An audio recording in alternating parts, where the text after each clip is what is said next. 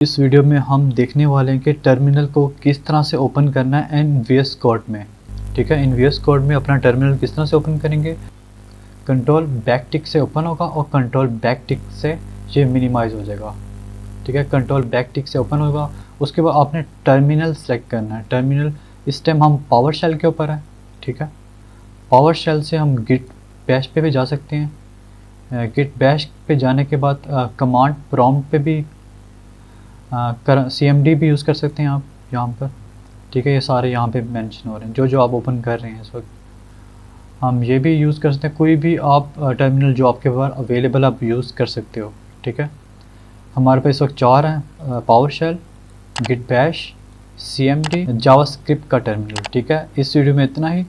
ठीक है, next video में मिलते हैं, तब तक के लिए अपना ख्याल रखिएगा। Okay, take care.